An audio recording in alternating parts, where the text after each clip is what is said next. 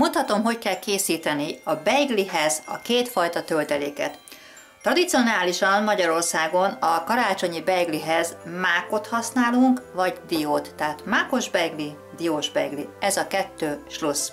Kezdjük a mákossal. Egy rúdhoz általában 200 g mákot szoktunk megdarálni. Én most, hogy könnyítsünk és gyorsítsunk a helyzeten, ebben már 3 evőkanálnyi édesítőt beletettem, tehát összedaráltam a mákot az édesítővel. Ezután jön a citromlé, ez adja meg a máknak a pikantériáját. Hagyományosan mézet is teszünk bele cukor helyett, de hát mézet most nem rakunk bele annyit, hogy kellően édes legyen. Viszont a citromot nem sajnáljuk, hadd legyen jó pikáns. Ezt egy kicsit összedolgozzuk, kb. Ennyi. És ugye megint a hagyomány szerint mazsolát teszünk mind a mákosba, mint a diós beiglibe. Én most mazsolát nem teszek bele, ez szárított vörös áfonya. Hát ebből sem teszünk majd bele sokat, az sem a töltelékbe, hanem majd a tésztára szórunk rá csak egy nagyon keveset, mert így szárítva azért van benne szénhidrát rendesen. Na, utolsó összetevőnként én konzerv kókusztejet használok, az jó sűrű, zsírtartalma és magas, ebből forró, fölforrósítottam természetesen, ebből kell önteni rá, óvatosan, nem kell sokat, még egy kicsit.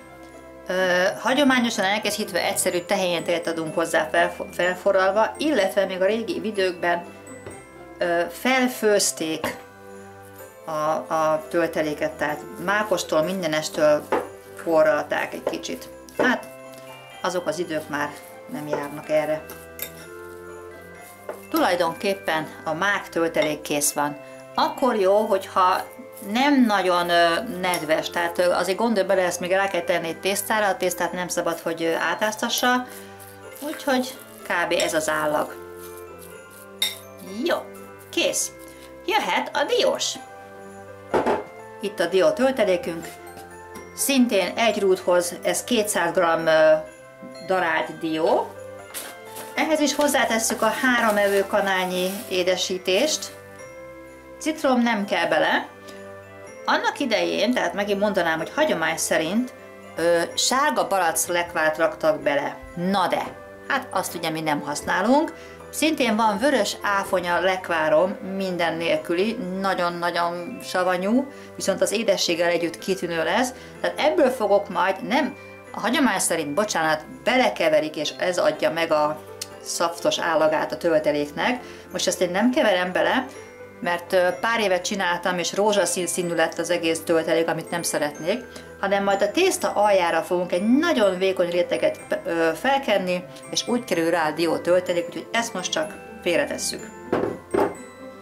Kicsit összedolgozzuk azért. Most jön a kókusztej. Ebben nem rakunk citromlevet, mert ebben benne lesz az áfonya, és az pont elég pikáns lesz.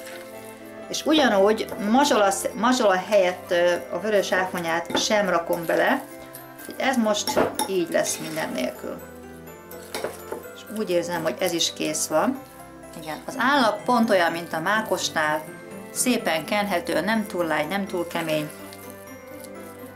Készen vagyunk. Jöhet a tészta készítése.